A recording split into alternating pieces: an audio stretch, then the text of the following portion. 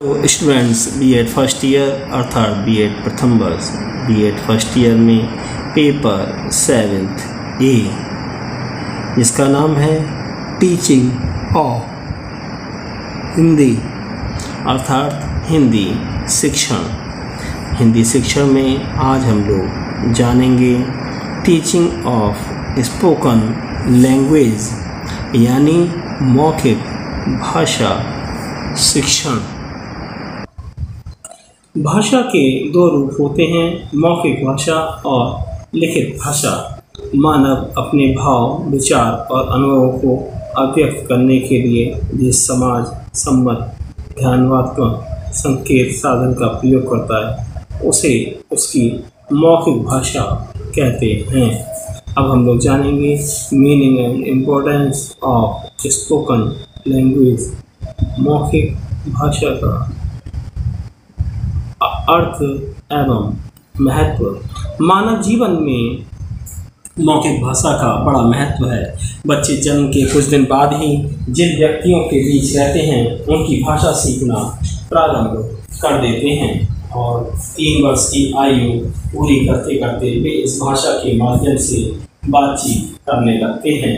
इसके बाद जैसे जैसे उनका संपर्क क्षेत्र बढ़ता जाता है वैसे वैसे उनकी मौखिक भाषा में विकास होता जाता है।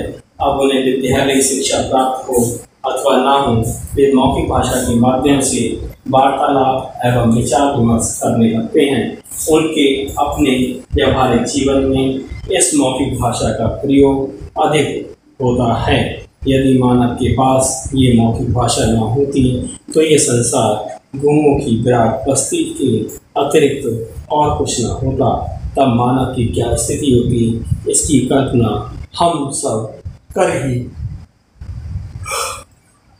सकते हैं। मौखिक भाषा की लिपि का वरदान पाकर लिखित भाषा का रूप धारण कर सकती है और इस प्रकार ये लिखित भाषा का आधार होती है। कई दृष्टियों से तो ये लिखित भाषा से अधिक उपयोगी और प्रभावशाली होती है। पहली बात तो ये है कि मनुष्य के जीवन में मौखिक भाषा का प्रयोग अधिक होता है। बिना इसके प्रयोग के हम सामाजिक जीवन नहीं जी सकते हैं। दूसरी बात यह है कि मौखिक रूप से भाव, विचार एवं अनुभवों की अभिव्यक्ति में जो स्वाभाविकता एवं सजीवता होती है वह लिखित रूप में संभव नहीं होती है। मौखिक रूप से विचार अभिव्यक्त करते समय हमें अपनी बात पर बल देने और हाव भाव प्रदर्शन का पर्याप्त अवसर रहता है, जबकि लिखित भाषा में इसकी अभिव्यक्ति करना एक कठिन कार्य होता है। भाषा शिक्षण की दृष्टि से भी मौखिक भाषा का एक बहुत बड़ा महत्व है। पहली बात तो यह है कि भाषा की शिक्षा मौखिक भाषा की शिक्षा से ही प्रारंभ होती है। प्रायः प्रत्येक भाषा की अनेक विभाषाएं होती हैं। प्रारंभ में बच्चे अपने अपने क्षेत्र की विभाषा को समझते हैं। विभाषाओं से भाषा की ओर लाने के लिए सबसे पहले बच्चों की मौखिक भाषा में सुधार करना आवश्यक होता है। दूसरी बात यह है यह एक लिखित भाषा का आधार होती है। बच्चे मौखिक रूप में जैसा सोचेंगे वैसा ही तो लिखेंगे। हिंदी भाषा की दृष्टि से तो मौखिक भाषा की शिक्षा का और भी अधिक महत्व बढ़ गया है, क्योंकि इसमें जैसा हम उच्चारण करते हैं वैसा ही लिखते हैं और यदि हम बोलने में अशुद्ध उच्चारण करते हैं तो लिखने में भी अशुद्ध रूप में ही लिखेंगे। इसलिए हमें मौखिक भाषा की शिक्षा का समुचित विधान करना चाहिए। अब हम लोग जानेंगे एलिमेंट्स ऑफ ओरल लैंग्वेज, मौखिक भाषा के तत्व। मौखिक भाषा की इकाई वाक्य होते हैं। वाक्य की इकाई शब्द और शब्द की इकाई अक्षर, ये तीनों ही मौखिक भाषा के मूल तत्व हैं। मौखिक भाषा की शिक्षा का अर्थ है इन 3 मूल तत्वों की शिक्षा। वक्ता भाव और विचारों की अभिव्यक्ति के लिए उचित रूप से वाक्य रचना करें। वाक्यों में उपयुक्तम शब्दों का प्रयोग करें और शब्द के प्रत्येक अक्षर का स्पष्ट उच्चारण करें। ये आवश्यक होता है, लेकिन इसके साथ साथ कुछ बातें और भी जो मौखिक भाषा को प्रभाव को बढ़ाती हैं, उसमें उनके विचारों की सुसंबद्धता, विषयानुकूल भाषा शैली, उचित स्वर, सम्यक गति, भावानुकूल स्वराघात, भावानुकूल हाव भाव और शिष्टाचार मुख्य हैं। इन्हें हम मौखिक भाषा के गौण तत्व कह सकते हैं। मौखिक भाषा का प्रयोग वार्तालाप, विचार विनिमय और भाषा आदि में किया जाता है। इसमें दो पक्ष कार्य करते हैं, एक वक्ता और दूसरा श्रोता। वक्ता की बात का श्रोता पर सही प्रभाव तभी पड़ता है जब उसकी भाषा में उपयुक्त तत्वों का सही ढंग से व्यवहार हो। यहाँ पर तीन तत्वों पर विचार करना आवश्यक होता है। नंबर 1, वाक्य। बोलने की इकाई वाक्य होती है। मौखिक भाषा अपने प्रयोजन में तभी खरी उतर सकती है जब वक्ता सर्वमान्य वाक्य रचना करे। सर्वमान्य वाक्य रचना का अर्थ है व्याकरण सम्मत वाक्य रचना करना। प्रत्येक भाषा में वाक्य रचना के कुछ अपने नियम होते हैं। वक्ता को इन नियमों का ज्ञान हो अथवा ना हो, वह अनुकरण द्वारा वाक्यों के सर्वमान्य रूप को सीख सकता है। वाक्य बनते हैं शब्दों से। वक्ता को सदैव सर्वमान्य शब्दों का प्रयोग करना चाहिए। हाँ, वक्ता को ये बात भी ध्यान रखनी आवश्यक है कि शिक्षित व्यक्तियों के बीच बोलने में भाषा के शुद्ध रूप का प्रयोग किया जाए और सामान्य तथा अप्रशिक्षित व्यक्तियों के बीच उन व्यक्तियों की भाषा का प्रयोग किया जाए। नंबर 2, शब्द। वाक्य की इकाई शब्द होते हैं, इसलिए प्रभावशाली वाक्यों की रचना के लिए आवश्यक है कि वक्ता का शब्द ज्ञान विस्तृत और स्पष्ट हो।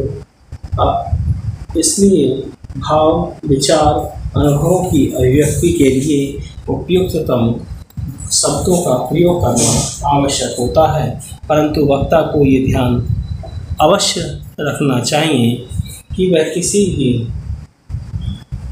प्रचलित शब्द का ही प्रयोग करे। अप्रचलित शब्द का प्रयोग से वार्तालाप, विचार विमर्श और भाषण किसी में भी सरलता और प्रभावकता नहीं रहती। शब्दों के चयन में उनके अर्थ के साथ साथ उनके प्रयोग के अवसर का ध्यान भी रखना आवश्यक होता है। प्रत्येक समाज में अवसर विशेष पर शब्द विशेषों का प्रयोग होता है। जैसे हमारे यहाँ पुत्र उत्पन्न पर बधाई देने के लिए कहा जाता है, नवजात शिशु दीर्घ आयु हों। विवाह के अवसर पर कहा जाता है कि आपका दाम्पत्य जीवन सुखमय हो और यात्रा पर जाते हुए व्यक्ति के लिए शुभकामना की जाती है कि आपकी यात्रा शुभ हो, मंगलकारी हो। इसी के अवसर के आपको शब्दावली का प्रयोग किया जाता है और किया जाने से ये फायदा भी मिलता है। अब हम लोग जानेंगे अक्षर। अक्षर का अर्थ है मूल ध्वनि और मूल ध्वनि का महत्व उसके शुद्ध उच्चारण में है। जब तक वक्ता मूल ध्वनियों का शुद्ध उच्चारण नहीं करता है या नहीं करना जानता है, तब तक वह शुद्ध उच्चारण नहीं कर सकता है। जब तक वह शब्दों का शुद्ध उच्चारण नहीं करता है, तब तक उसकी भाषा प्रभावशाली भी नहीं हो सकती है। पहली बात तो ये है कि अशुद्ध उच्चारण कर्णप्रिय नहीं होता है। श्रोता उसके सामान्य उच्चारण सुनने का आदी होता है। दूसरी बात यह है, कभी कभी अशुद्ध उच्चारण से अर्थ में से ही परिवर्तन हो जाता है। जैसे सकल के स्थान पर शक्ल उच्चारण करने से समस्त के स्थान पर अंश का बोध होता है। इसलिए वक्ता के प्रत्येक अक्षर का उच्चारण करने पर नियत स्थान के रूप में स्पष्ट करना ही चाहिए। उसकी स्थिति में उसका शुद्ध उच्चारण और स्पष्ट होगा। नंबर 4, विचारों की सुसंबद्धता। विचारों और भाषा का अटूट संबंध है।